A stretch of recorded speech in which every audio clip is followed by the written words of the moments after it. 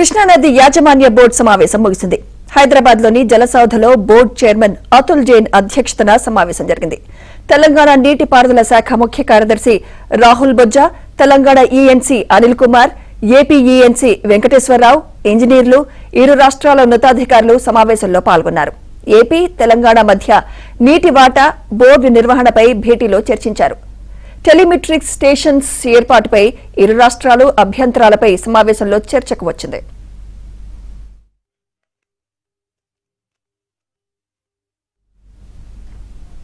భేటీ అనంతరం తెలంగాణ నీటిపారుదల శాఖ ముఖ్య కార్యదర్శి రాహుల్ బొజ్జా మీడియాతో మాట్లాడారు.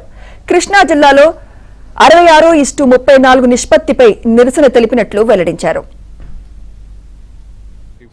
ఏదైతే ఒక 1 ఇయర్ కోసం ఒప్పుకున్నామో 2015లో దాన్ని అట్లాగే కంటిన్యూ చేస్తున్నారు. So we strongly protested that ఎట్లాగే ఇప్పుడు కేడబ్ల్యూడిటి 2 ఉంది కాబట్టి దాని టర్మ్స్ ఆఫ్ రిఫరెన్స్లో ఈ అలొకేషన్ ఆఫ్ వాటర్స్ ఉంది.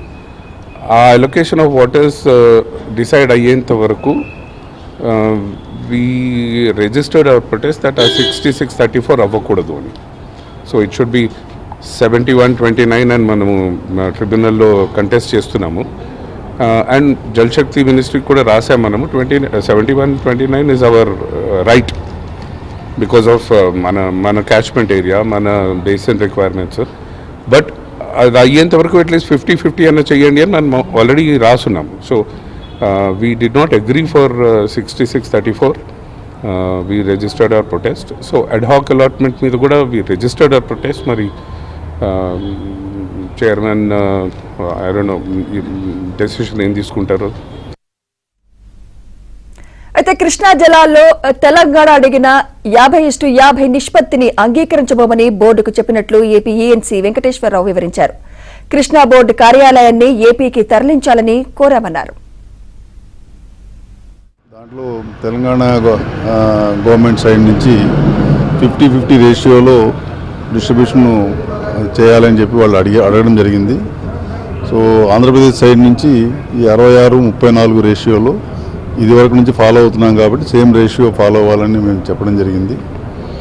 సో ట్రిబ్యునల్లో ప్రొసీడింగ్స్ జరుగుతున్నంత వరకు ఇదే విధంగా కంటిన్యూ చేయాలనేది మా సైడ్ నుంచి మేము కోరడం జరిగింది. ఈ ట్రిబ్యునల్ జడ్జిమెంట్ ట్రిబ్యునల్లో ప్రొసీడింగ్స్ ఏమైతే ఉన్నాయో అది డిసైడ్ చేయడానికి కొంత టైం పడుతుంది కాబట్టి ఈ టైం లోపల మనము ఈ 66-33 కాకుండా 50-50 చొప్పునే ఫాలో అవ్వాలి అని చెప్పి గవర్నమెంట్ తెలంగాణ సైడ్ నుంచి వాళ్ళు అడిగారు. సో దానికి ఇది కేడబ్ల్యూడిటి 1 ప్రకారము ఏ ప్రాజెక్ట్స్కి అయితే ప్రొటెక్షన్ ఉందో ఆ ప్రాజెక్ట్స్ అన్నిటికీ ఉన్న రిక్వైర్మెంట్ని దృష్టిలో పెట్టుకొని రేషియో డిసైడ్ చేయడం జరిగింది.